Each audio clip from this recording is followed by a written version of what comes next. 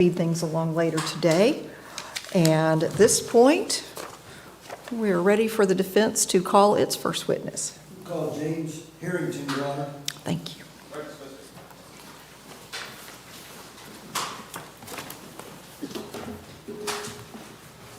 Please remain standing. Raise your right hand. Face the clerk.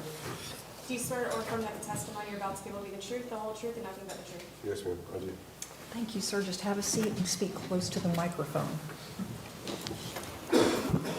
All right, Mr. Flowers, whenever you're ready. James, can you hear me all right? Yes, sir. All right. What is your full name, sir? James Kyle Harrington. How old are you? Sir, How old are you? 39. Okay. You remember July 3rd, 2024? Absolutely. How do you remember that? It was a rough day.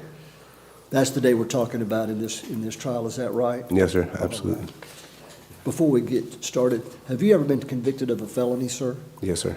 How many occasions? 3. All right. You've just sworn to tell the truth here today. Yes, sir. Is that what you're going to do? Absolutely. Getting back to July 3rd, how'd you start the day that day? I woke up and had breakfast with my grandma Okay. Where was that? in Niceville. Okay. And now, where were you living at that time, like your legal address? In Niceville. Okay. And what's your grandma's name? Mary Ramsey. Okay. So you went and had breakfast with her. What'd you do next? I think I cleaned up the kitchen and then went and seen my daughter, and we found a puppy for my grandma. Okay. Is that the puppy we saw in the video? Yes, sir. What's the puppy's name? Nina. Okay. And so you picked out the puppy. There came a time that you moved along in your day. Yes, sir. What else did you do after picking out the puppy? Went and had lunch with my daughter, and then called my mom. I brought the dog over to see my mom. All right. And Where does she live? In Paquito Bayou. Okay. Yes, sir. Okay. Your mom lives in Paquito Bayou. Yes, sir. All right. So you went there. Yes, sir. And what did you do after you saw your mom there? I had made arrangements to go to have the dog brought to us, and then I was going to take it and surprise my grandma. Okay. Yes, sir. What vehicle were you in when you went to your mother's house? The Toyota Avalon, a car. It was a car, Yes, sir. not the truck we saw in this video? No, sir. Okay, so you went to your mom's in the Avalon. Yes, sir. Okay. Was there a time you ever got in the truck? After I had gotten the puppy, my stepdad arrived home, and then I used the truck to bring the dog over, just so I didn't get dog hair and stuff in the car. Okay. And so To you take got it in to the Niceville. truck with the dog? Yes, sir. Okay. About what time of day was that? It was probably like 7:45, 7:50. What, at night? Yes, sir. Right before. It was right before nighttime. Okay, wasn't dark or was dark? I'm sorry. No, it wasn't dark yet. Excuse me. Now, your stepfather, Yes, sir. you call him Dad, I think, but who is that? My stepdad. Yeah, It's my father figure, Mitchell Westbrook. okay. He's not with us anymore. No, sir. When did he pass? July 17th. Right after this, July 17th of 2024? Yes, sir. Okay. So as I understand it, as you've described it, now you're in the truck with the dog? Yes, sir. What did you do? Well, she didn't listen that well, so I tried to get her to sit in the seat. She didn't want to do that, so I had her in my lap, and then I had started going to my grandma's in Niceville. With the dog in your lap as you're driving? Unfortunately, yes. Yes, she didn't like to listen very well. All right. Are you nervous right now? Yes, sir, of course. As you're driving in Niceville, did there come an occasion anything happen noteworthy? Of what? I'm sorry. Noteworthy, anything happen that's unusual? No, sir. No, I mean, I noticed I was being pulled over, but Well, some people would think that's unusual. yeah, that's very unusual. I think it's unusual. Yeah. Did you get pulled over? Yes, sir. Who pulled you over? Deputy Whaley? The deputy that testified here today? Yes, sir. Okay. So when he pulled you over, and you saw the video, same as this jury and same as everyone else. In your words, what happened after you got pulled over? I tried to ask him why I was being pulled over. He let me know. He got me out of the vehicle, and then I asked him if I could have somebody pick up the vehicle. You So- asked the deputy that? Yes, sir. Where were you physically when you asked him that question? I had been outside the truck. Okay, you weren't in the patrol car yet. No, sir, not yet. I don't think so. Did there come a time that he put you in his patrol car? Yes, sir. And what happened to the little dog when that happened? He had said that he had called Paul's and said that the dog was going to be picked up. Okay, Excuse me. And I told him that I could have somebody come get the dog in the vehicle. And that's when who would that have been? I'm sorry. my mother. Yes, sir. She lives in Niceville. No, Or she Paquita lives in Bayou, I'm Paquita sorry. Bayou. Oh, I'm Yes, sir. sorry, I misspoke. Yes, Okay. sir. Yeah. While you're seated in the vehicle, anything else happen? No, sir. Not. Okay. I'm asking bad questions. Well, something happened because we're in this courtroom right now. Yeah. Yes, sir. Okay. Yeah. Did he accuse you of anything? Yes, sir. Yeah, he had accused me of possessing fentanyl Okay. in the vehicle, which, Did you have any fentanyl in that vehicle? no, sir. No. He testified, you were here just a little while ago, and you heard him testify, and he showed this jury, and it's in evidence, this packet. Yes, sir. When is the first time in your life that you ever saw that packet? When he had brought it back to the patrol car, and he had informed me that he found it in my vehicle. Did you agree or disagree? I disagreed. Did you tell him that? Yes, sir. Yes, sir.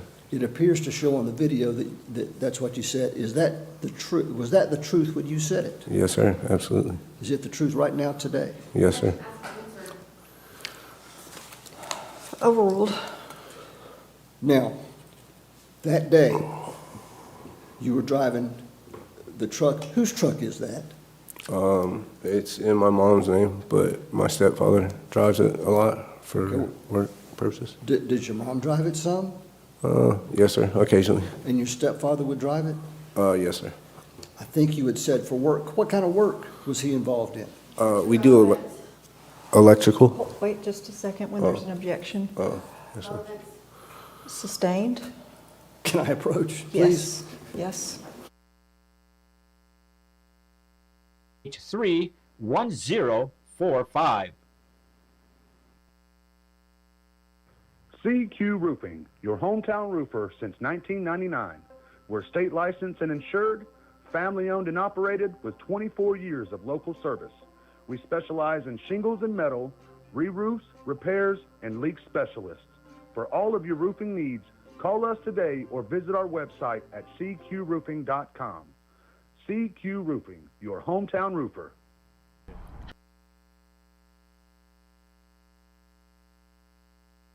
Hey, I'm David at Family Vision of Crestview. We've been providing excellent optical service for Northwest Florida for over 34 years. Come in and let us take care of you. You been injured in an accident and need righteous representation? Call us, because we fight fire.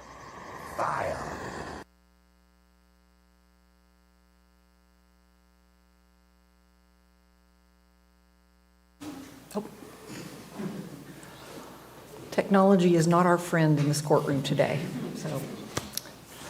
All right, I'm going to allow the question. Go ahead. What kind of work? Electrical. All right. Had you seen your father drive the truck that day, or had you not? Yes, sir. Yes, sir. How close in time did you see him driving the truck prior to you getting in it? Right before I got it, he had dropped it off. Did you or did you not see him driving it? Yes, sir. I seen him drive it. You're familiar with that truck Yes, because sir. of the work. Did you do that work too? Yes, sir. Did other people do that type of work as well? Did I know? Absolutely. Yes, sir. And in the course of that type of work, were others granted access to and drive that vehicle? Yes, sir. For supplies or something like that. Yes, sir. Is that common or uncommon for that to occur? Common? You mentioned your father's passed. Yes, sir. When was that? July 17th? 2 weeks after this event, right? Yes, sir. And how did he pass? Objection. What is the objection? I'm about to make it relevant, Judge. Maybe you should approach. You can tell me how, because otherwise I'm going to sustain that. Okay. Let's see if I can.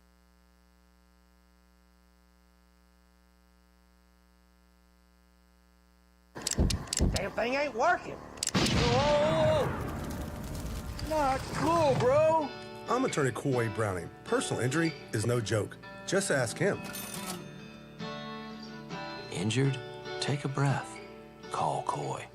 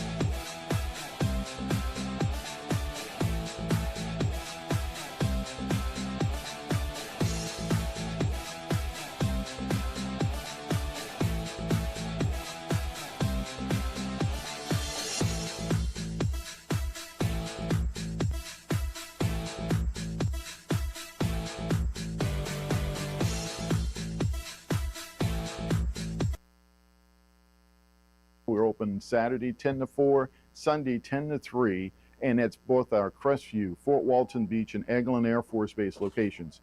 So you have things to do, go and do it. Just know the UPS store is going to be here. Again, Sundays 10 until 3 p.m.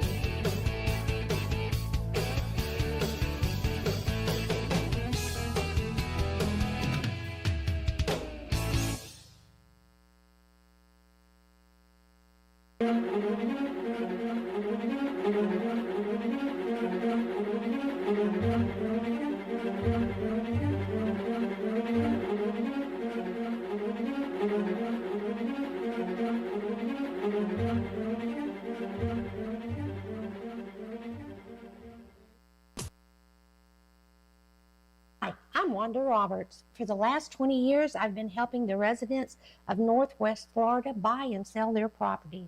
Give us a call at 850-398-5389.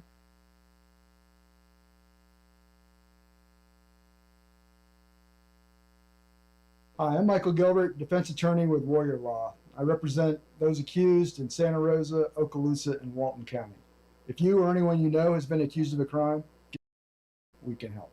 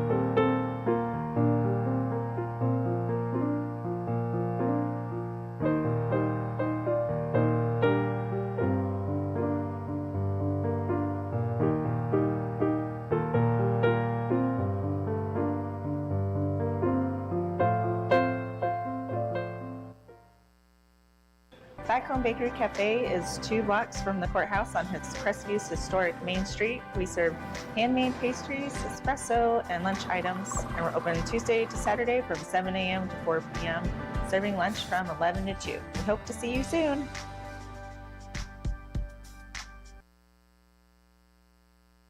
Hello, I am Bonnie from Body Be Healthy here in Crestview. We have been serving the area since 1999. We're an alternative health food store. If you're interested in bettering your health, we'd like to invite you to stop by. I'm Amanda Gaskin with Briar Patch Realty. Helping qualified heroes save money is my passion. When I help a hero buy or sell a home, they receive a check from Homes for Heroes. Check out amandasheroes.com for more information.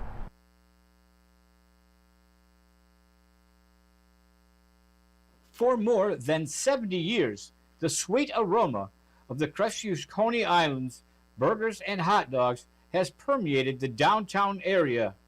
If you have not experienced the unique flavor of Crestview's Coney Islands burgers and hot dogs, then I encourage you to join us for lunch. Monday through Thursday from 10 a.m. till 3 p.m., Friday from 10 a.m. till 4 p.m., and Saturday from 10 a.m. till 2 p.m. We're located in historic downtown Crestview at 107 North Main Street. Call 850-683-1045. CQ Roofing, your hometown roofer since 1999.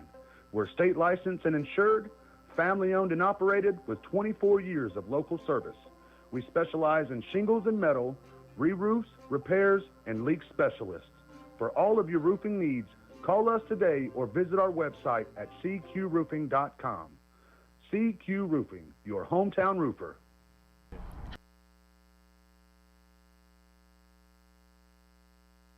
Hey, I'm David at Family Vision of Crestview. We've been providing excellent optical service for Northwest Florida for over 34 years. Come in and let us take care of you. You've been injured in an accident and need righteous representation? Call us, because we fight fire. Damn thing ain't working. Whoa!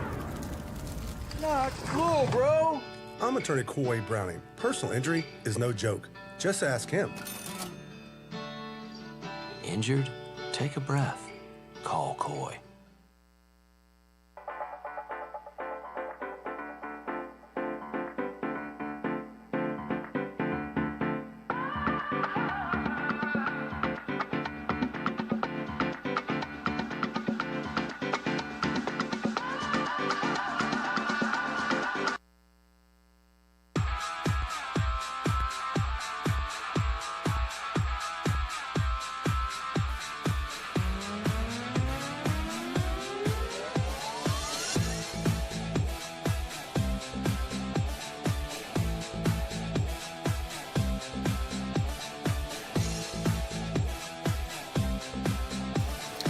So, sir, if there are any objections made, don't answer. Wait until I rule on the objection, and then you'll be directed whether you can or can't answer, okay? Yes, sir. Thank you.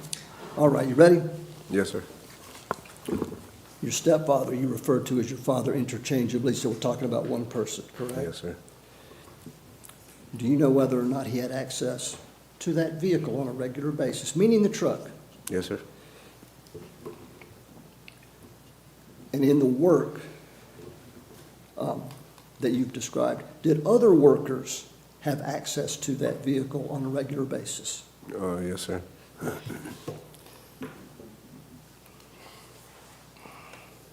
And did you also?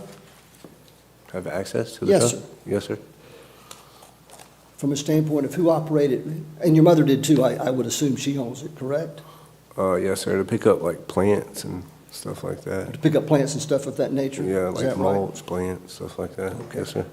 As I understand your testimony on the date, July 3rd, you had seen your father in the truck. I want to. Had you seen? Sustained. Go ahead. Answer? No. Look, I'll re-ask the question. Okay. When I sustain an objection, that means you can't answer. If I Yes, sir. overrule it, Okay. that means you can. Okay? Yes, I sir. won't ask that foundational question affirming your earlier answer. I will ask this. Did you or did you not see your father driving the vehicle, the truck, prior to you getting it? Yes, sir. And from a time perspective, how close in time was it before he got out and you got in? Maybe 2 minutes tops. Okay. Yeah. Now, let's move forward. You're back in the sheriff's deputy in the back of the car. Yes, sir. Did he show you something? Yes, sir. All right. What did it look like to you? It was. Like what color? I'm sorry. Oh, I think a white plastic bag. All right. And when you were in the truck, driving the truck, did you get in through the driver's side door or another door? So it's a driver door. Okay. And did you ever look through the truck before you got in it to drive? No, sir. No. The dog's in the truck with you or not? Yes, sir. And the things in the back seat, do you know what was back there? Not exactly. No. Not to my knowledge. How about in the back bed of the truck? Did you know what was back there either? I mean, I know I had a socket set back there for sure, but no, Socket set? Yeah, yeah. Tools? Yes, sir. Yes, sir. All right. For sure.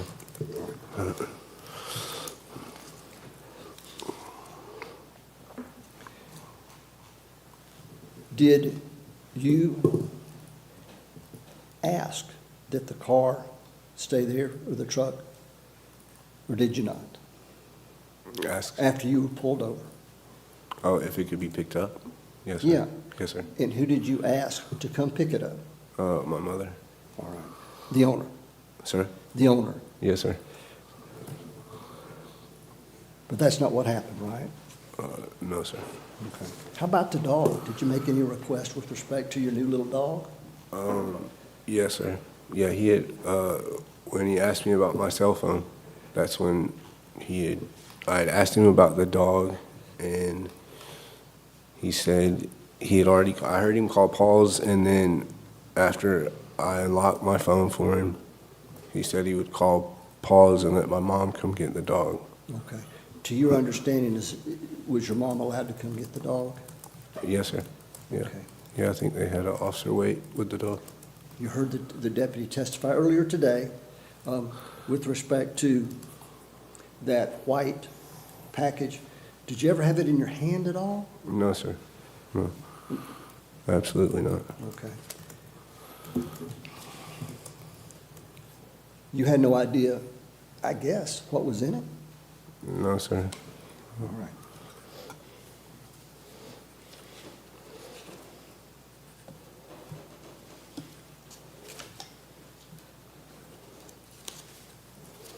Your cell phone. Yes, sir. You have a cell phone? Absolutely. You have some app. You have any special apps on it?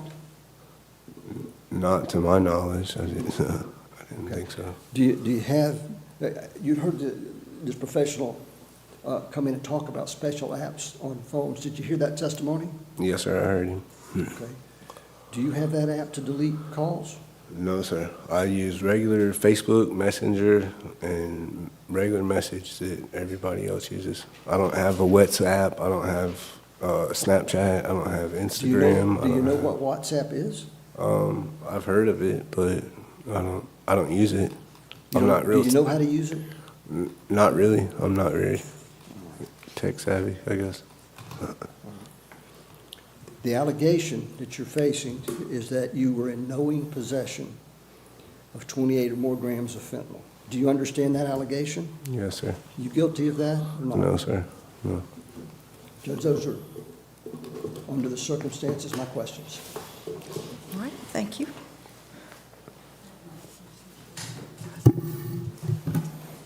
Cross?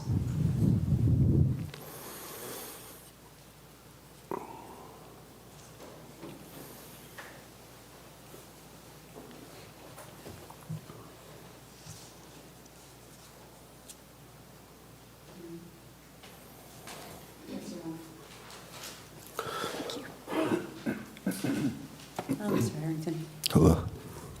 So you have an interest in the outcome of this case, of course, right? And the outcome? Yes. Yes, ma'am, of course.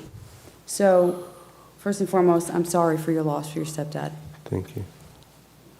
Is it your testimony that those drugs were your stepdad's drugs?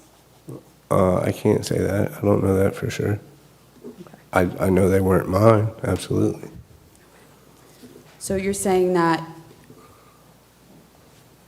someone would just leave a trafficking amount of fentanyl that could be up to $3,000 worth of drugs in a vehicle. Is that what you're saying? I don't remember saying that, no.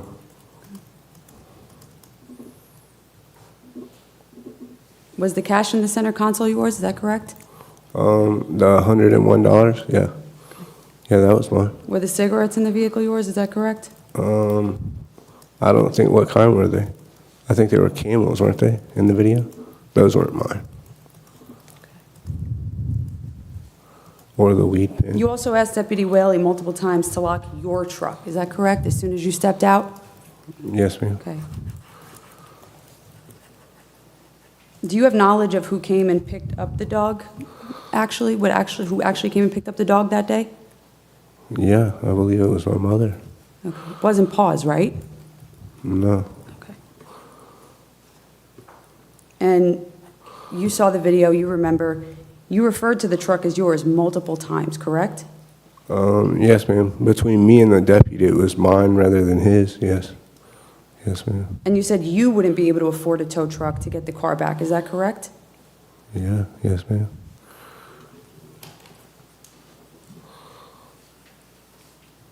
I have no further questions. Thank you. Redirect?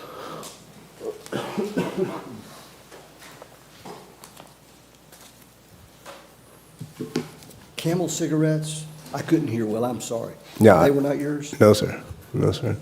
Okay. The other items that she asked about, were any of those yours? Yes, sir. I know the $100 was. Yeah, I remember that because me and my daughter take $100 and get like silver 50-cent pieces and go through it and look for certain coins. So I do know that. That was mine. Okay. I do. The state asked if you were blaming or asserting that your father was the owner of that package.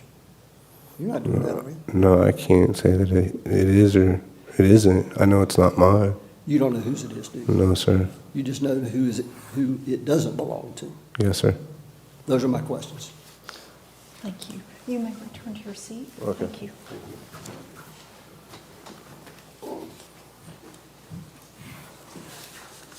All right, defense. Next witness. Defense rests, Your Honor. All right, thank you.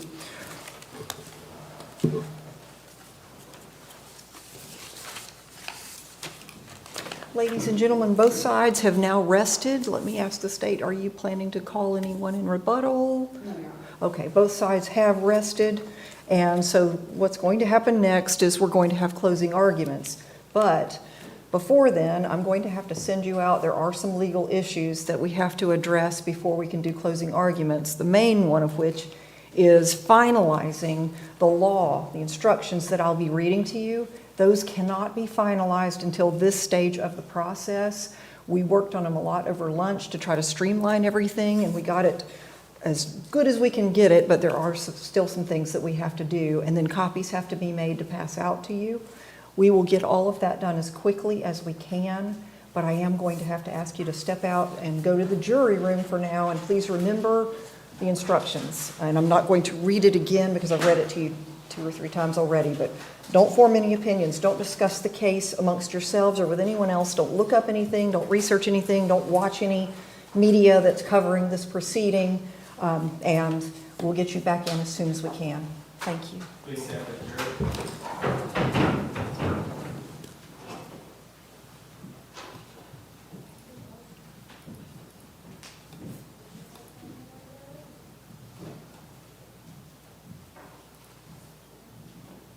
Please be seated. And let the record show that the jury has left the courtroom, and I have all counsel and the defendant present. All right. Any motions?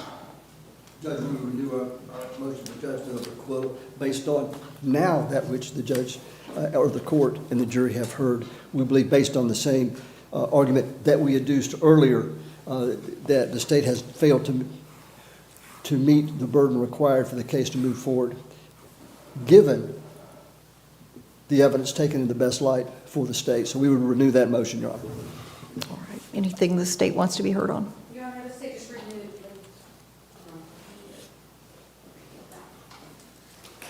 The state renews its motion as well, Your Honor. Just quoting back to Lee and Odom, that an inference shall be given to the state when the defendant is the sole occupant and driver of a vehicle, that it's inferred that he has dominion and control over the contraband, and he has knowledge of the illicit nature of said contraband, and it must be presumed that inference. So the state would just renew that argument, as well as the competent evidence that it did present to each element of the crime, that if viewed in the light most favorable to the state, the jury could return a verdict of guilty. Thank you. Thank you. Anything further on this motion? Okay, so the motion is denied. Again, the state gets the benefit of all inferences. The evidence has to be viewed in the light most favorable to the state. It's up to the jury to find the facts and to weigh credibility. There is sufficient evidence for the case to go to the jury. All right, so let's look at those jury instructions. Are there any other matters that I need to cover before we turn to the jury instructions? No, Your Honor. Okay, so let's look at those jury instructions, the ones that we couldn't finish until this stage, and I believe those are 3.9. And I have the standard instruction printed out if anyone needs it. Okay.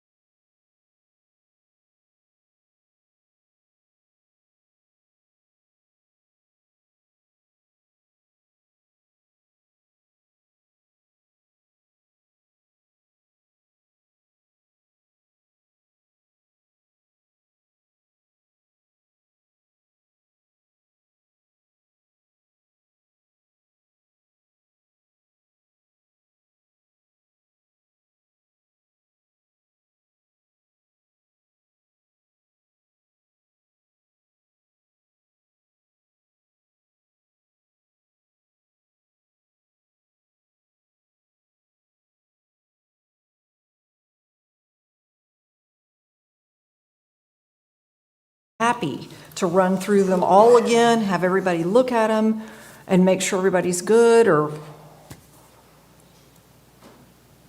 I'm good. And, okay, and Mr. Flowers, once the copies are made, I'm going to have you look at them I understand. page by page and just make sure that the changes that were made were as you had agreed. Understood. All right, and also on the verdict form, we do need to add a spot under the signature for the foreman or for person to print their name. Yes, Ron, I'll fix that. Okay. All right, so I'm always hesitant to start or proceed until we get the copies in hand so we can make sure they're good and we're ready to go. I mean, I can read 2.7 to introduce the jury to the closing arguments, and then y'all could make them, but then the copies will come in while somebody's making their argument. And I don't want you to be interrupted or disturbed. So we can be in recess until Ms. Giardina returns. She's going to make the copies now, or Ms. Gaynor. Sorry, Ms. Giardina, it's been a long week. It'll just be a few minutes, Judge, then we step outside.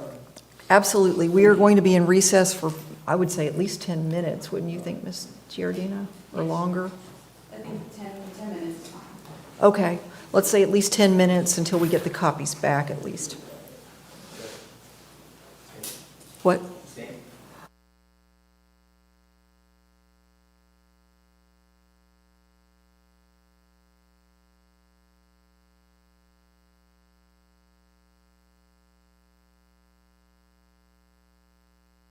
Yes, for at least 10 minutes.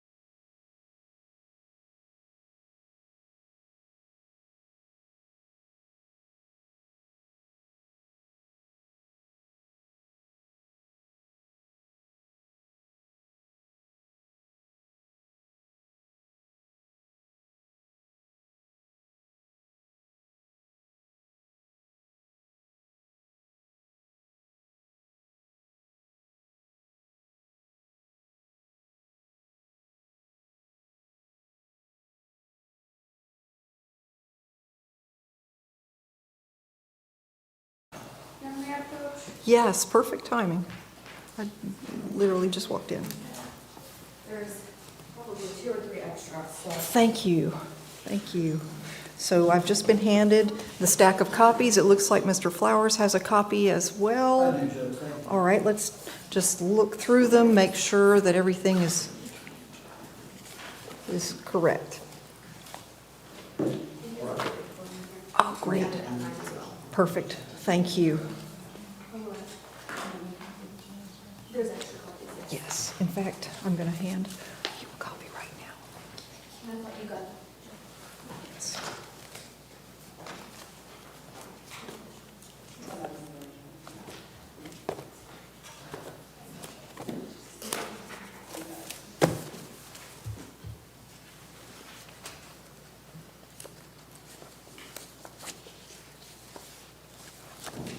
I have a couple of extra copies if anyone needs. Judge, I can grab one if that's okay. Sure.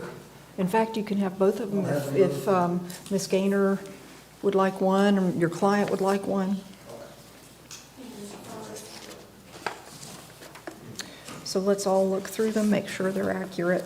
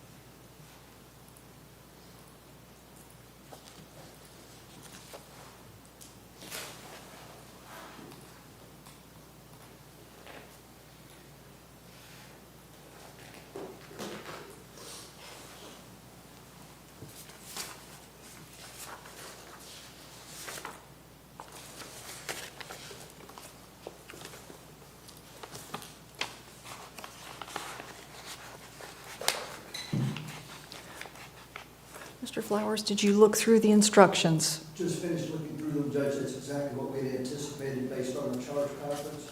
All right. And I saw it, nothing that needed to be added or modified. Thank you. And the verdict form is the same, except there is now a line for the foreperson to print their name. If you'd like to look at it, by all means. Can I walk up, please? Of course, Thanks. of course. And I think this is the same one I showed you, Mr. Flowers. Just make sure. Yeah. Okay, great, thank you.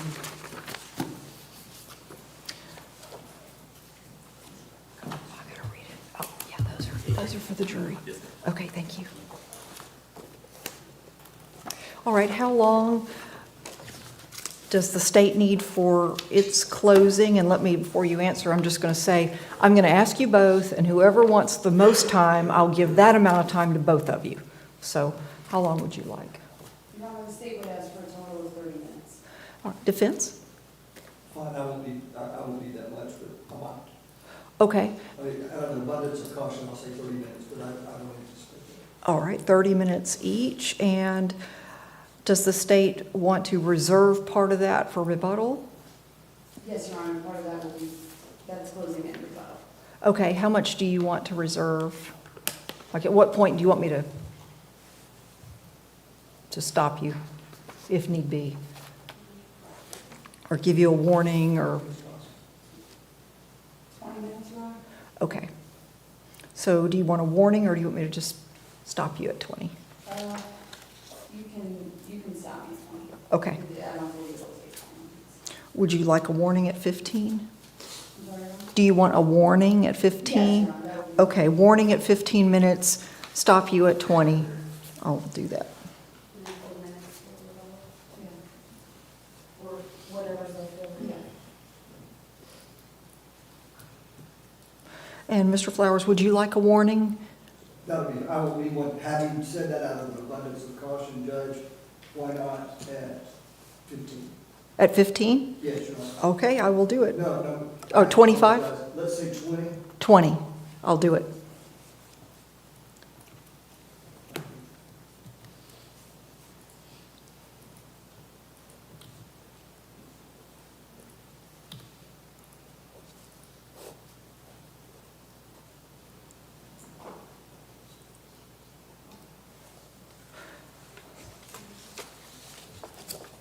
Does anyone need a break before we bring the jury back in? Your Honor, stay with us for 5 minutes. Go ahead.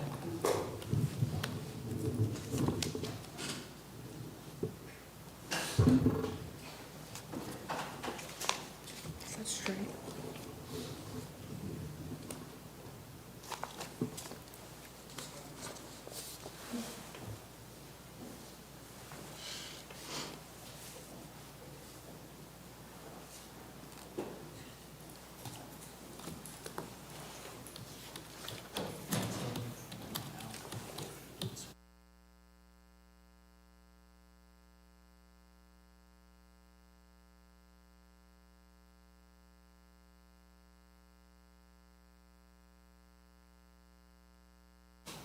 Mr. Harrington, do you need a break? Okay.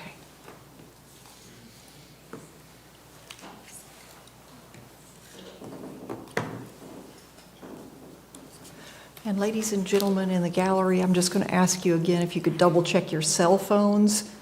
Make sure they're off, because once the attorneys get up here to make their argument, it will be very disruptive if somebody's phone goes off in the middle of their argument. Thank you.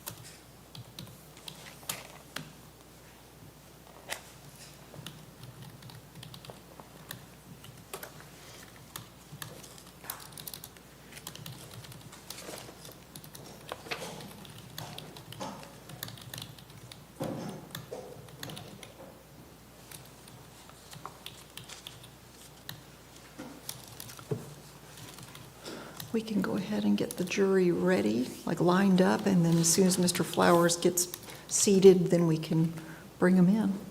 Okay.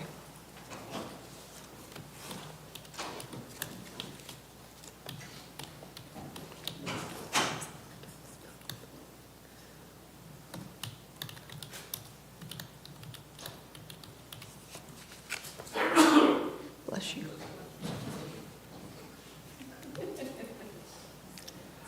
All right, let the record show the presence of all counsel and the defendant. And is everybody ready to bring in the jury?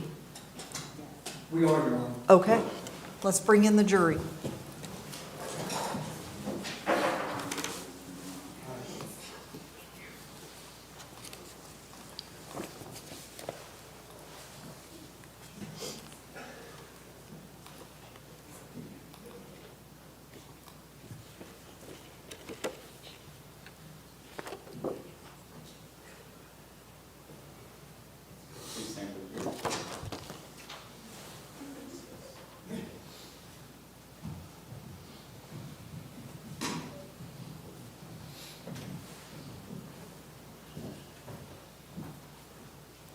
please be seated.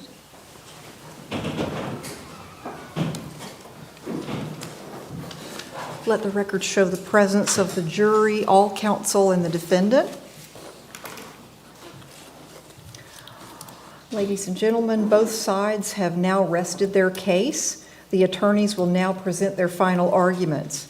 Please remember that what the attorneys say is not evidence or your instruction on the law. However, do listen closely to their arguments. They are intended to aid you in understanding the case.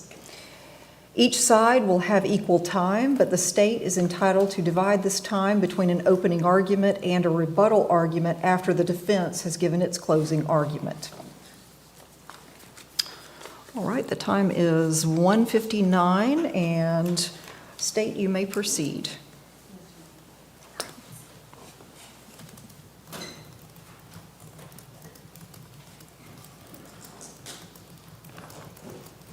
Members of the jury, thank you so much for your time and attention today.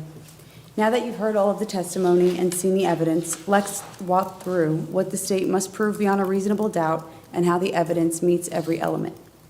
For the charge of trafficking in fentanyl, more than 28 grams, the state must show that the defendant knowingly possessed the substance, meaning he knew of the existence of the substance and exercised control of the substance.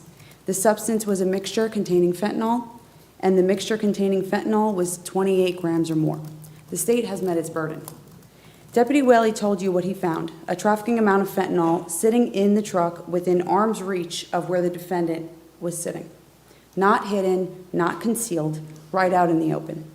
The defendant was the sole occupant. He was driving. He repeatedly referred to that vehicle as his truck. When the defendant got out, after being told multiple times by Deputy Whaley, the defendant asked the deputy to lock his trucks over and over again as soon as he exited the vehicle. That is someone who knows exactly what is inside. That is not someone who does not have knowledge of what is inside their vehicle. We also heard the defendant plead to Deputy Whaley, asking if he can go back to the vehicle numerous times before Deputy Whaley placed the defendant in his patrol vehicle. He asked the deputy several times, "Please don't tow my truck," stating that he lived down the block, when he was in fact nowhere near his home. When Deputy Whaley searched the defendant's person incident to arrest, Deputy Whaley asked if he had any weapons, to which the defendant said no.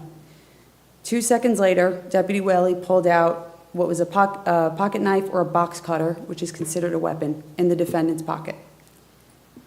Everything of the defendant's was in that vehicle. He told you today that that cash was his. That cash was no more than 6 inches away from the drugs. You heard the defendant's reaction when the deputy confronted him with the fentanyl. Instead of a simple, "I don't know what this is," he said, "That was not in my truck." A strange thing to say for someone who would have no idea what was in the vehicle. It shows knowledge. The substance was tested, and this was confirmed by FDLE lab analyst Kristen Durham. Ms. Durham further testified that the substance weighs just over 28 grams.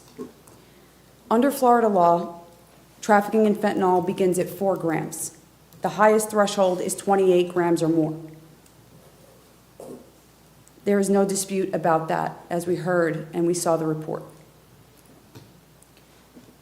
You heard testimony from Investigator McFall about traffickers using encrypted apps like WhatsApp to hide communications. The defendant had thousands of those messages that law enforcement cannot access. That's not coincidence, that is concealment. When the defendant took the stand, he told you he has 3 prior felony convictions. That goes directly to his credibility as a witness. You are entitled to consider that when deciding whether to believe his version of events. Remember back to Monday when I said, you don't have to see it raining to know that it rained. Every piece of evidence points to the same conclusion. The drugs were in his truck. He had control over the belongings in the truck. His reactions revealed knowledge, and the weight over 28 grams meets the highest trafficking threshold under Florida law. The evidence calls for accountability. The law calls for a verdict, and the only just verdict is guilty. Thank you.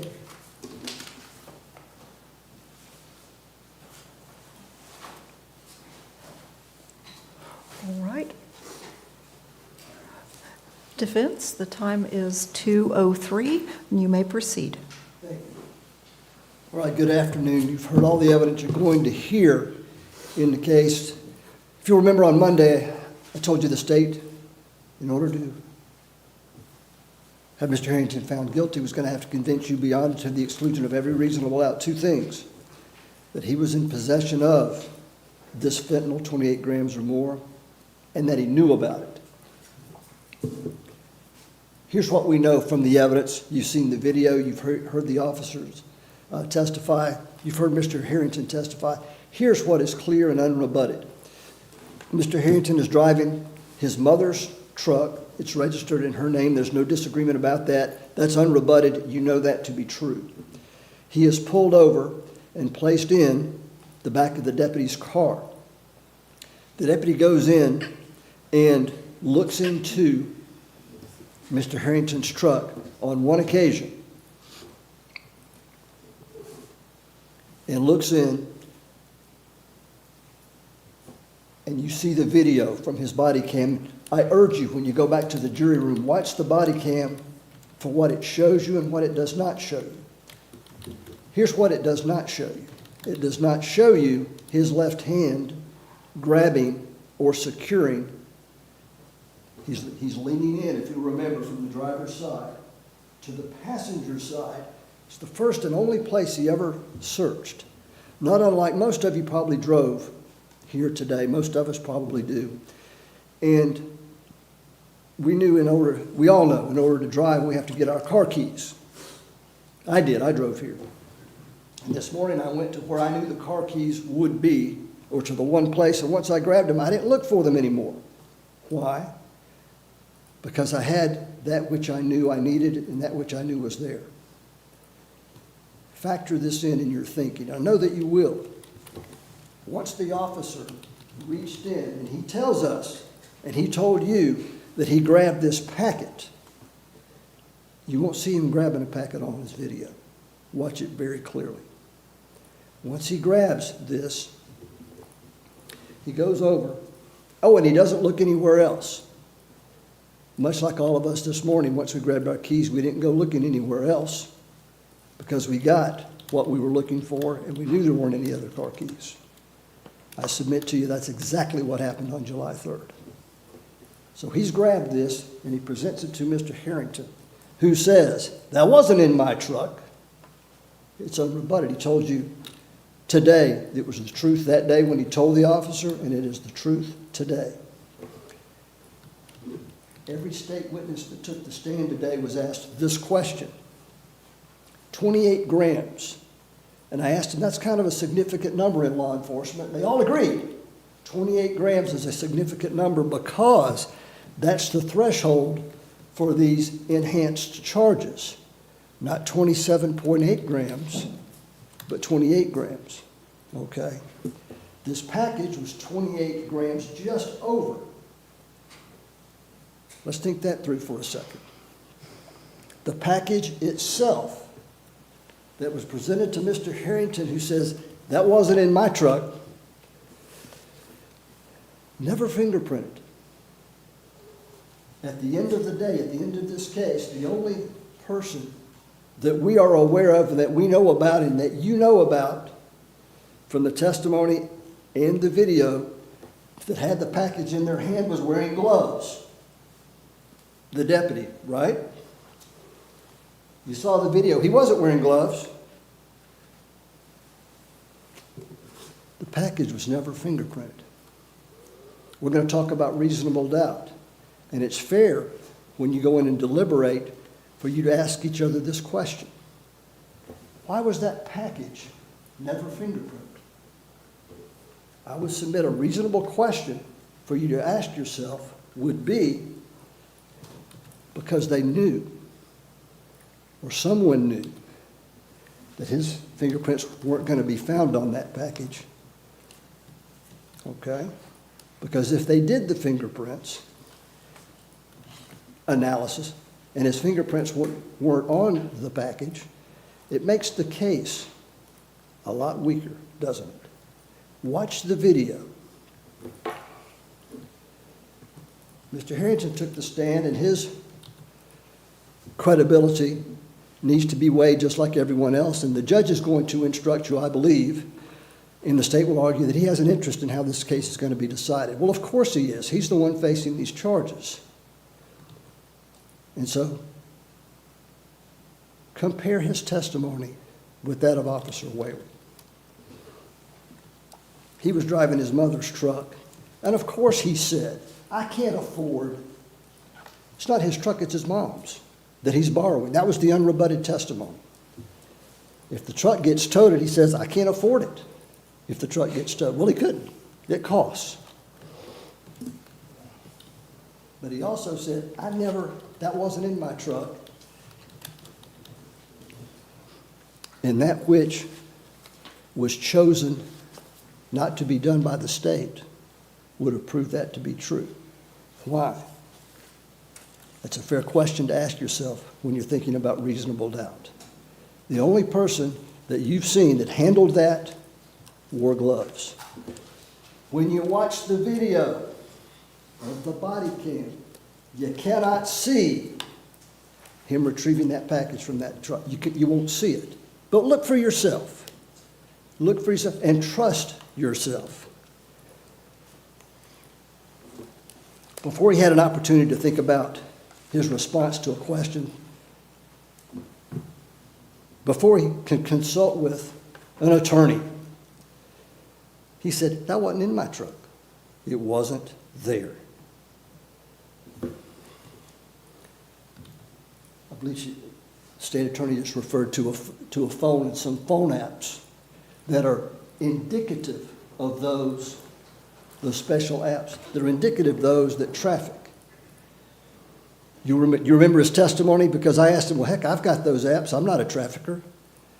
And I asked him, remember what he said? You'll remember it. Go back when you talk to yourself, see if you remember it. You're going to remember it the same. He said, I've got them too.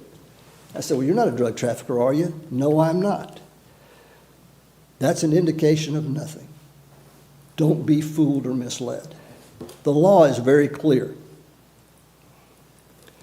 For the government to prosecute successfully and have someone found guilty of a crime, a jury looks at the evidence and says, there's no reasonable doubt at all here. Well, that's not our case today. The video itself is enough, but we have more. We have the people who took the stand and testified in a manner consistent with reasonable doubt. To clothe, for instance, the officer, the quote expert that talked about the phone and being able to mask sites, could have been describing his own phone. In fact, he did. I asked this question of the deputy. You'll recall this. And I said, it's fair to say you can't tell this jury who last used the car before Mr. Harrington.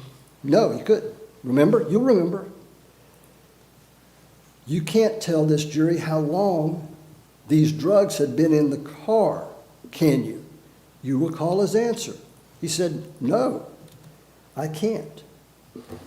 I asked him this question. You never saw Mr. Harrington handling or touching the drugs, correct? He agreed. No, he never did. When asked the question, while he was really nervous, you saw the video, I asked the officer, boy, he looked like he was really out of it. The officer said, he looked really nervous. People make poor decisions. I think we would all agree, and bring your common sense with you. They make poor decisions, say things sometimes they don't mean when they're really nervous. When he was really nervous, he said, I've never seen that before. It wasn't in my truck.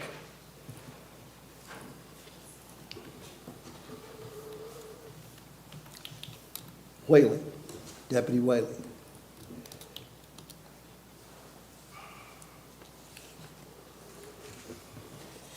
Went one place, like most of us did this morning, and figuratively found the car keys that he had put there. When he found them, he didn't look anymore. When you go back to the jury room, ask this question. Why didn't he look anymore? When he found, according to him, a controlled substance right here, and by the way, you can't see it on the driver's side, he testified to that. It was behind the buckle on the passenger side of the console. You'll remember this. And he finds it. Why doesn't he look in the glove box? He doesn't. According to his own testimony, he didn't look anymore. I even asked him, might you have found a kilo in the back? He didn't look. One of you is going to look at another one in the jury room, in my opinion, and say, I wonder why he didn't look. I'm going to suggest to you the answer is worthy of consideration, and that's called reasonable doubt. And the consideration is he didn't look because he knew nothing else would be there. That which you found, they don't even check him for fingerprints. Because if they had, and there were no fingerprints, we've got no case, and we're not in here. So another question, I hope when you carefully consider the totality of the circumstances and the things that we're talking about right here, why not? How hard would that have been to do? I'm going to suggest it wasn't an inadvertence, and I don't take these things lightly. We've got to be better than this.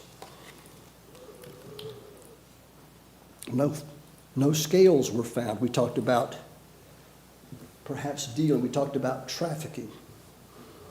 No other baggies, no paraphernalia. There was $100-ish. Some Camel cigarettes, if I'm not mistaken.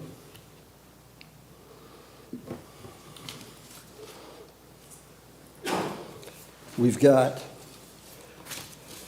no indications from the standpoint of his testimony that he had any idea of what was in the truck. We do have indications other people operated that truck on a regular basis with permission. We have indications or a lack of proof at all that he ever had his hands on or even knows anything about it. But we do have the unrebutted evidence that he said, I don't know. I know it wasn't in my truck. The state will stand up, I believe, as they have the right to, as the court instructed you, to get up and rebut what we're talking about right now. And the state has very talented attorneys. You've seen that during the course of the trial.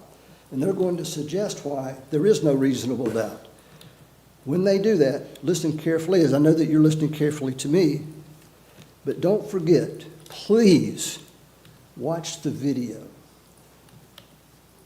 See if it shows what the deputy says it's going to show. It doesn't. We've all watched it.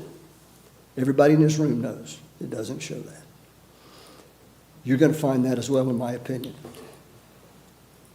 I heard a really good lawyer say many, many years ago, and I believe it to be true, and I've said it many times myself.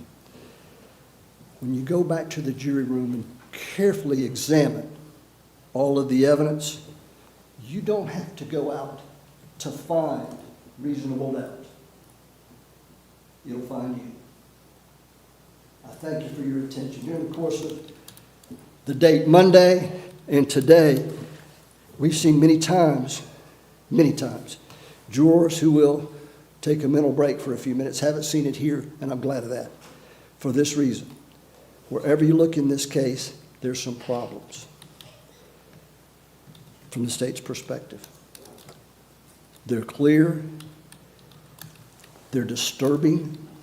What I've said is disturbing. I don't enjoy saying and telling you what you all know to be true, and that is he never had that stuff in his possession, and we know why.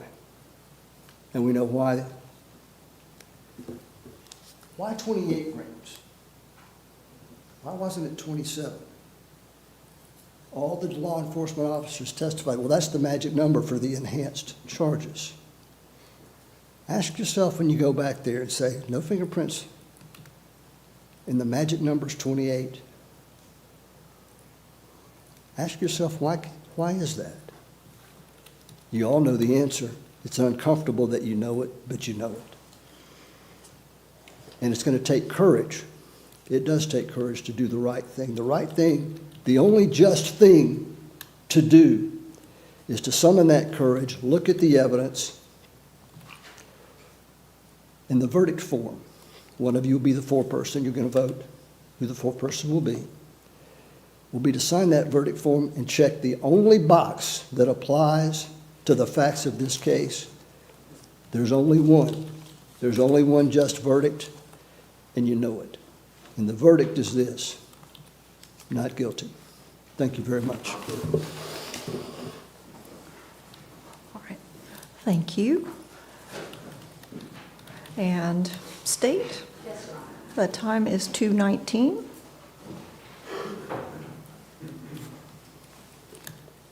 So the defense wants you to believe that the defendant had no knowledge of the fentanyl that was in his vehicle. Okay. That he had no control. That does not coincide with logic and common sense. The defendant took the stand today, and his testimony has many holes. People do not just drive around with fentanyl in their vehicle without knowing it. No less a trafficking amount of fentanyl, which is worth almost $3,000. No one just leaves that laying around for someone else to find or to have.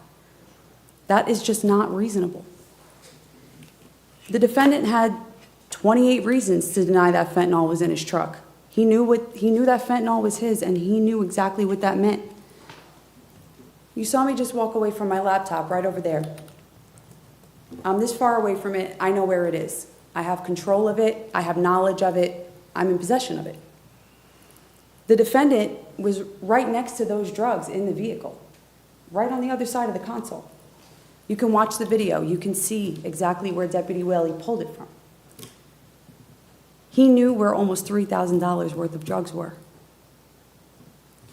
Now, I want to just go back to the defendant's testimony today, and that story does not add up.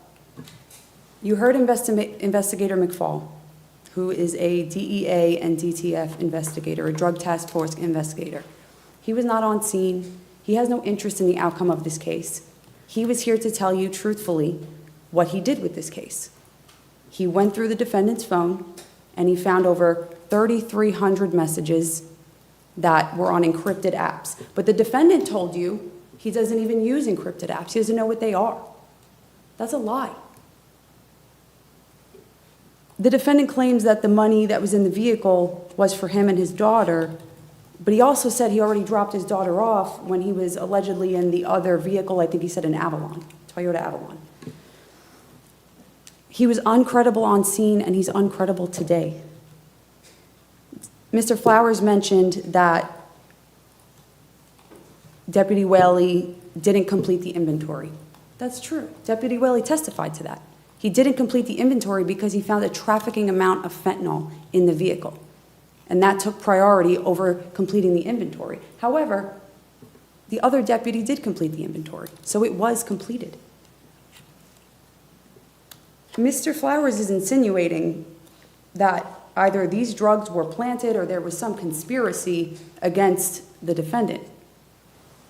Why would Deputy Whaley and the investigator who testified today have any reason to do that? That's not reasonable. The state asks that you weigh the credibility. You weigh the credibility, you weigh the defendant's testimony against the other testimony you heard today. The only one in that vehicle that had no knowledge of those drugs was Nina the dog. Use your logic and common sense. Review the video. Review the defendant's statements and actions. Remember the testimony you've heard today. It will only draw one conclusion. And Mr. Flowers also pointed out that there were no fingerprints taken from the bag. That's because it's not necessary when the individual is right next to the drugs in the vehicle that they are driving and they are the sole occupant of. Members of the jury, like I said, review the evidence. The defendant is guilty beyond a reasonable doubt. Thank you. Thank you.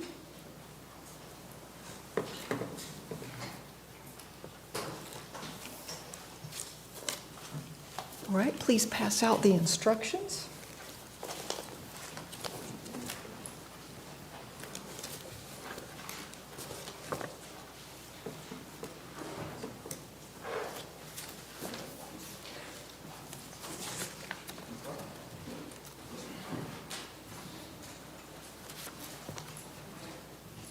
All right, you should all have a set of jury instructions. If anyone does not have a set of jury instructions, please raise your hand. Okay, I don't see any hands.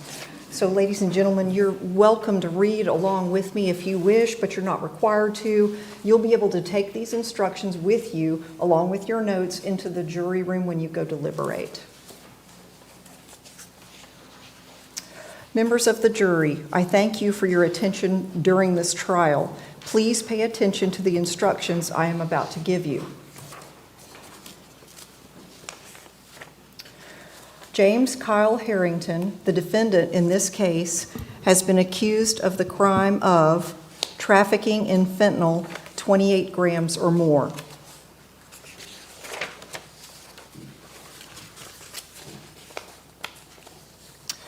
The next instruction explains the charge, trafficking in fentanyl.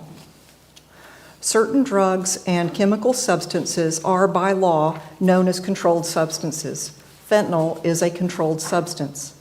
To prove the crime of trafficking in fentanyl, the state must prove the following three elements beyond a reasonable doubt. Number one, James Kyle Harrington knowingly possessed a substance. Number two, the substance was a mixture containing fentanyl. Number three, the mixture containing fentanyl was 28 grams or more.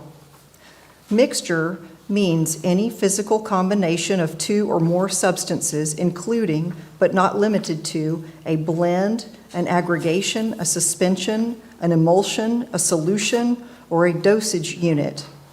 Whether or not such combination can be separated into its components by physical means, whether mechanical or thermal. To prove James Kyle Harrington knowingly possessed a substance, the state must prove beyond a reasonable doubt that he A, knew of the existence of the substance, and B, intentionally exercised control over that substance.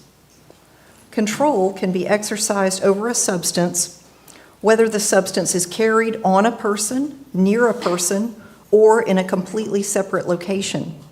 Mere proximity to a substance does not establish that the person intentionally exercised control over the substance in the absence of additional evidence. Control can be established by proof that James Kyle Harrington had direct personal power to control the substance or the present ability to direct its control by another. Possession of a substance may be sole or joint, that is, two or more persons may possess a substance. Lack of knowledge of the illicit nature of a controlled substance is a defense to trafficking in fentanyl. You may, but are not required, to infer that James Kyle Harrington was aware of the illicit nature of the controlled substance if you find that he possessed the controlled substance. If you are convinced beyond a reasonable doubt that James Kyle Harrington knew of the illicit nature of the controlled substance and all of the elements of the charge have been proved, you should find him guilty of trafficking in fentanyl. If you have a reasonable doubt on the question of whether James Kyle Harrington knew of the illicit nature of the controlled substance, you should find him not guilty of trafficking in fentanyl.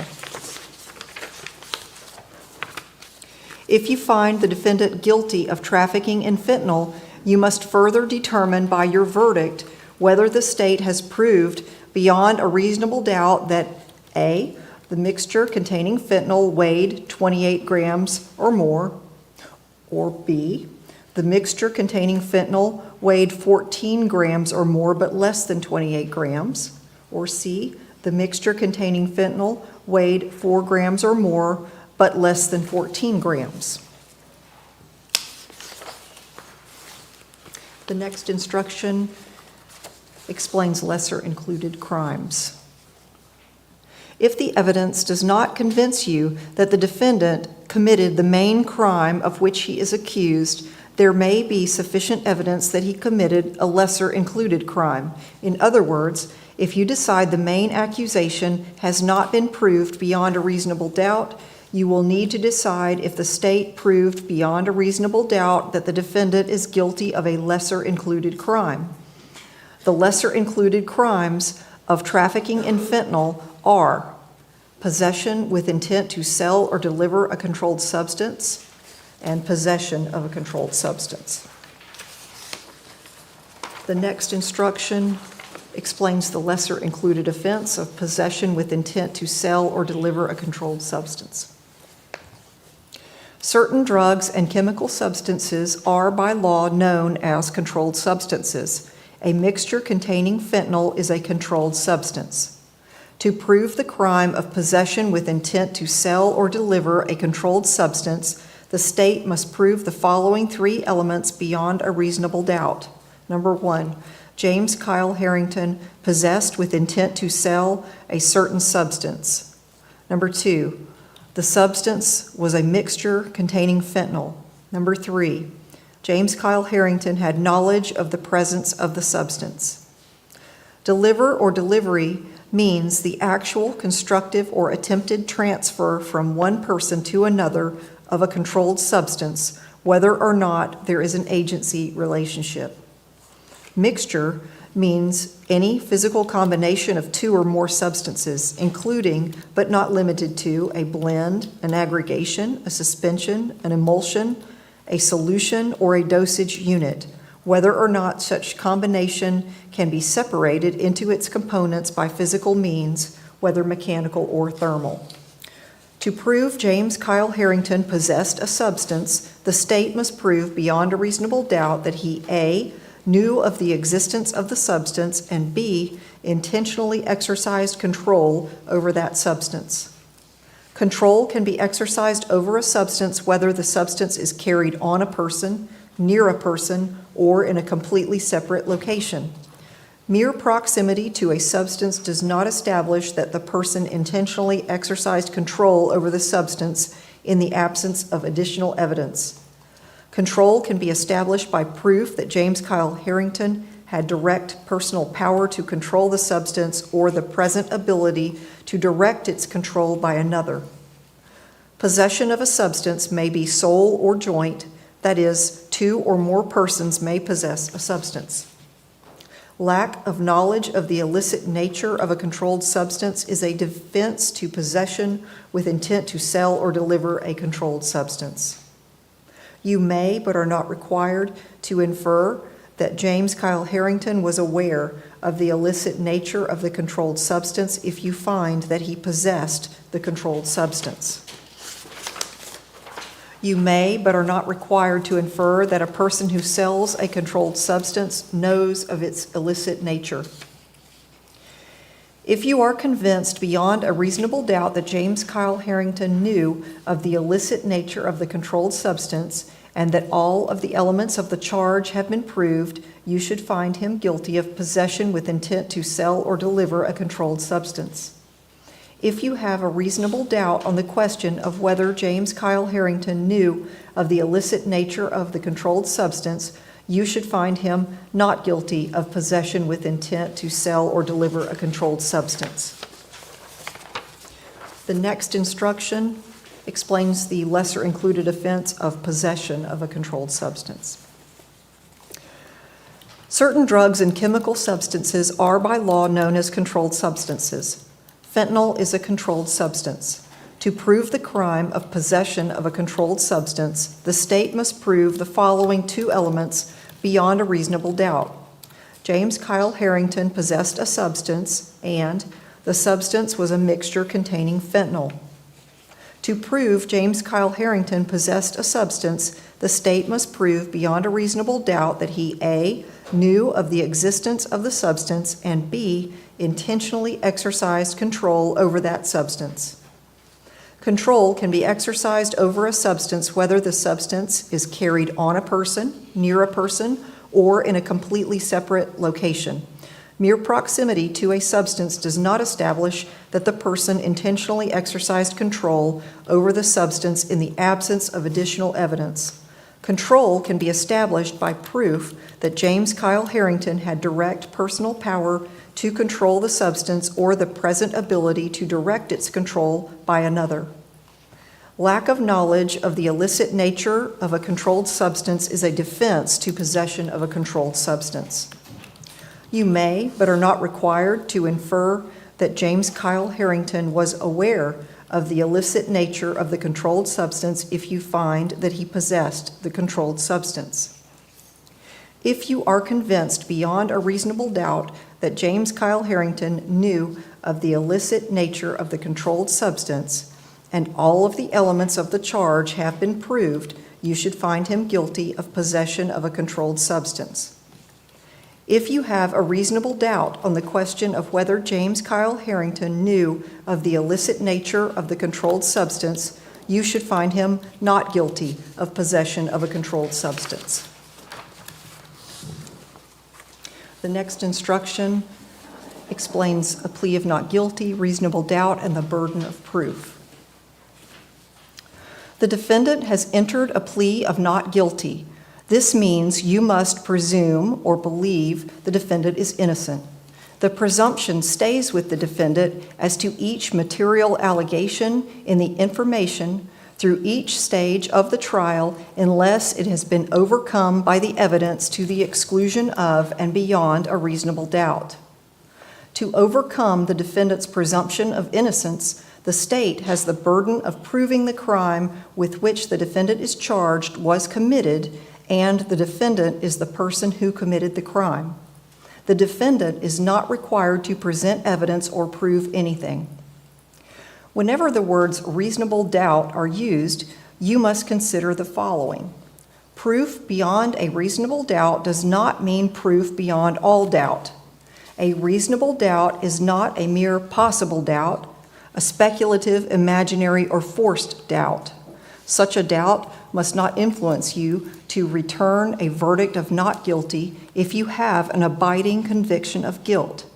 On the other hand, if, after carefully considering, comparing, and weighing all the evidence, there is not an abiding conviction of guilt, or if, having a conviction, it is one which is not stable, but one which wavers and vacillates, then the charge is not proved beyond every reasonable doubt, and you must find the defendant not guilty because the doubt is reasonable.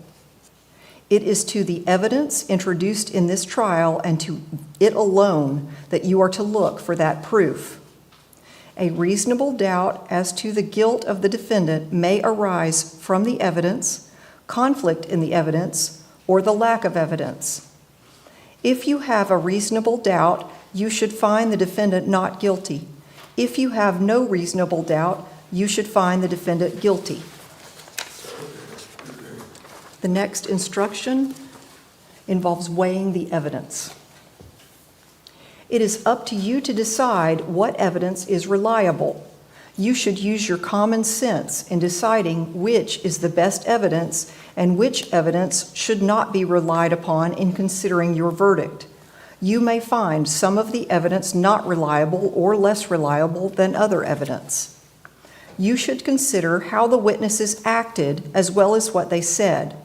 Some things you should consider are: did the witness seem to have an opportunity to see and know the things about which the witness testified? Did the witness seem to have an accurate memory?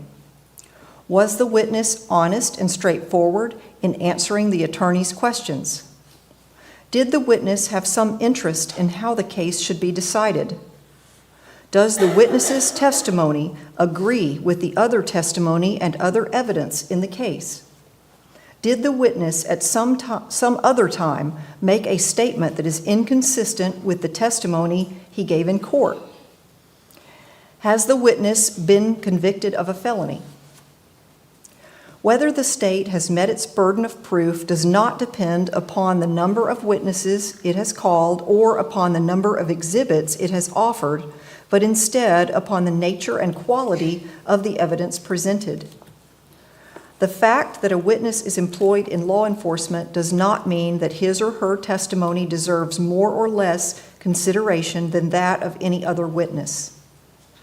Expert witnesses are like other witnesses, with one exception. The law permits an expert witness to give his or her opinion. However, an expert's opinion is reliable only when given on a subject about which you believe him or her to be an expert. Like other witnesses, you may believe or disbelieve all or any part of an expert's testimony. The defendant in this case has become a witness. You should apply the same rules to consideration of his testimony that you apply to the testimony of the other witnesses. It is entirely proper for a lawyer to talk to a witness about what testimony the witness would give if called to the courtroom. The witness should not be discredited by talking to a lawyer about his or her testimony. You may rely upon your own conclusion about the credibility of any witness. A juror may believe or disbelieve all or any part of the evidence or the testimony of any witness. The next instruction involves the defendant's statements. A statement claimed to have been made by the defendant outside of court has been introduced into evidence.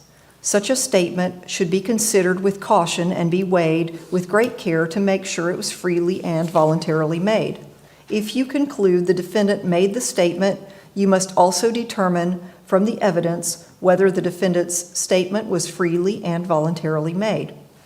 In making this determination, you should consider the circumstances, including but not limited to whether, when the defendant made the statement, he had been threatened to get him to make the statement, and whether anyone had promised him anything to get him to make the statement. If you conclude the defendant made the out-of-court statement, but it was not freely and voluntarily made, you should disregard it. The next instruction is rules for your deliberation.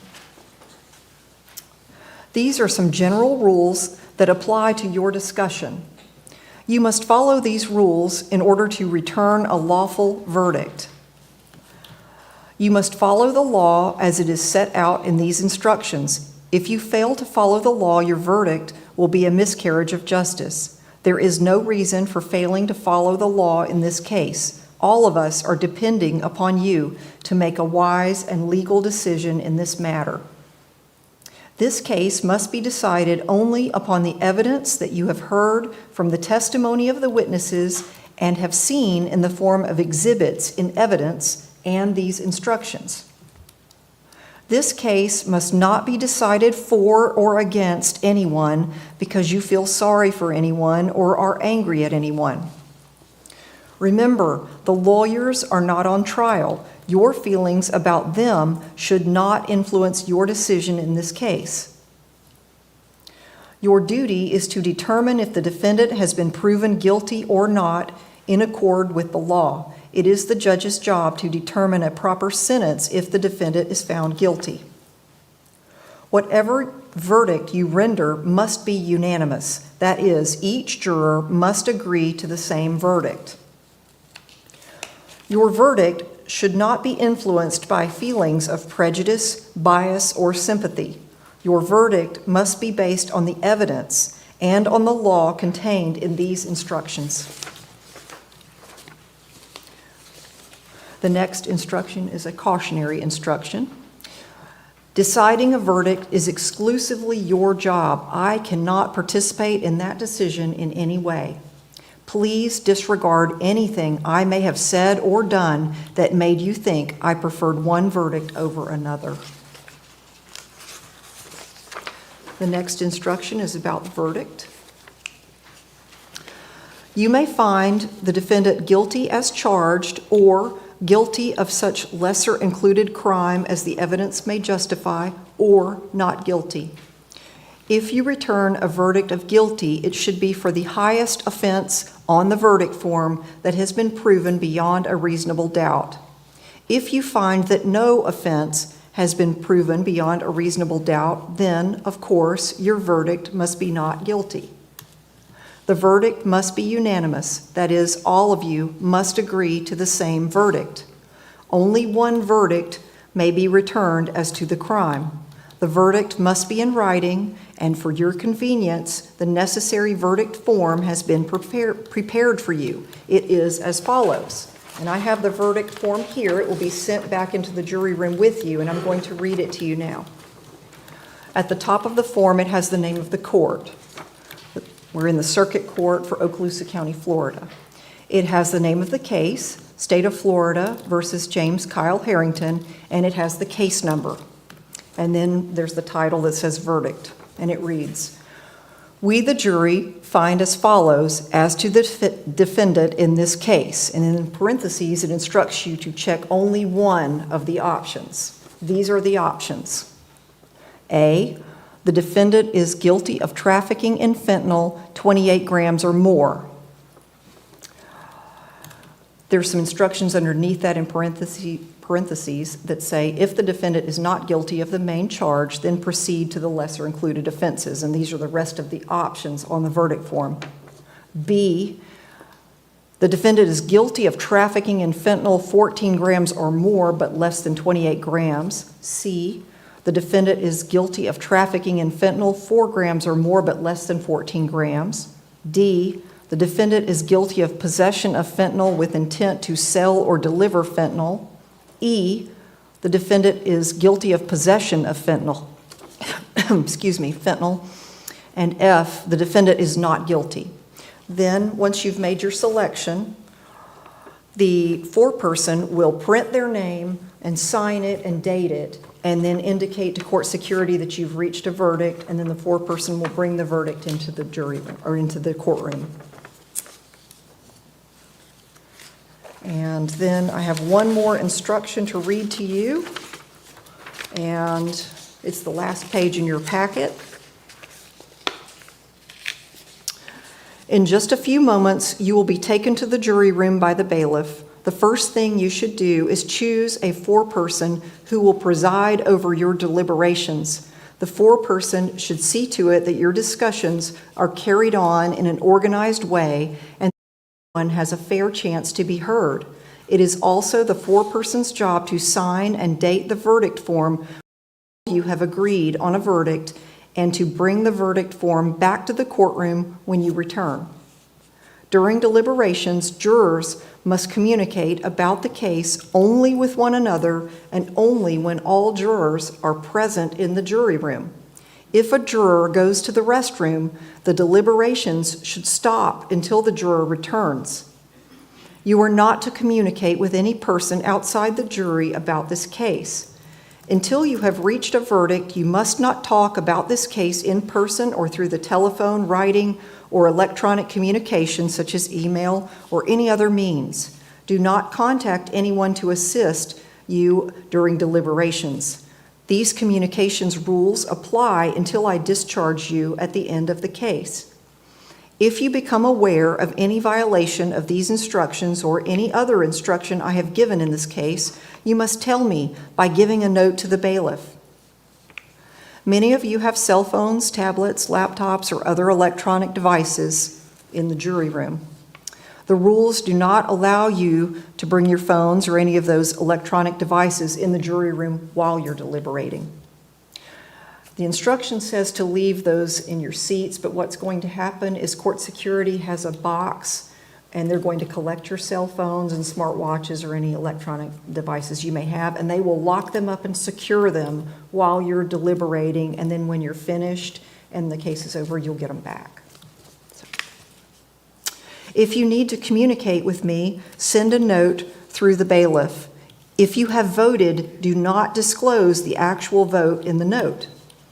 If you have a question, I will talk with the attorneys before I answer, so it may take some time. You may continue your deliberations while you wait for my answer. I will answer any questions, if I can, in writing or orally here in open court. During the trial, items of evidence as exhibits. You may examine whatever exhibits you think will help you in your deliberations. If you wish to see the controlled substance, please request that in writing. That item of evidence can't go in the jury room with you, so if you wish to see that, send a note, we'll bring you back in, and you can view it in the courtroom as long as you wish. The other exhibits will be carried back with you, and you'll have them in the room while you're deliberating with you.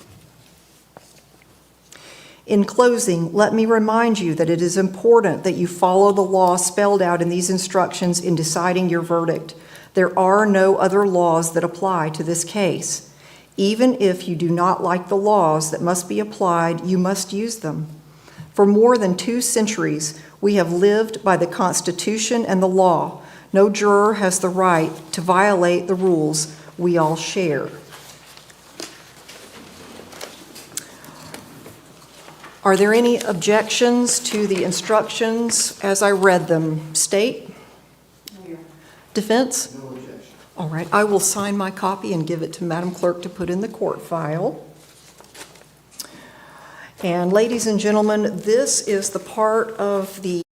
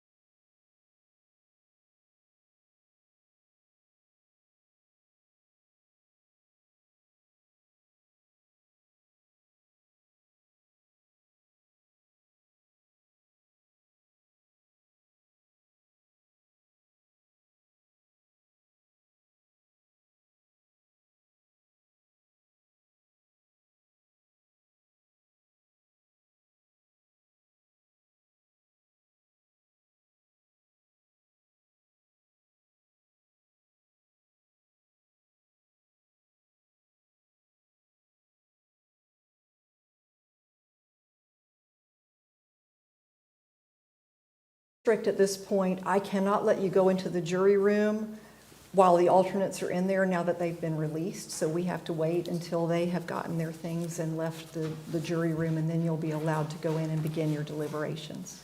So as soon as I get the all clear.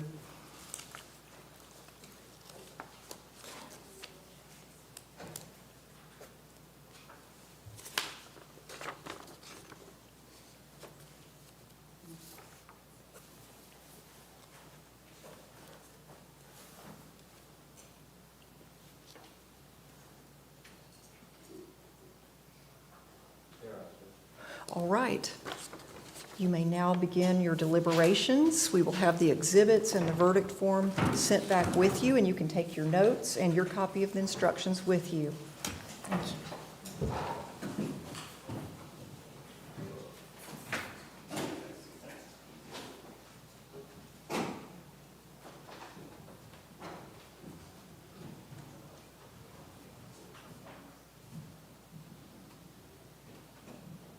All right, please be seated.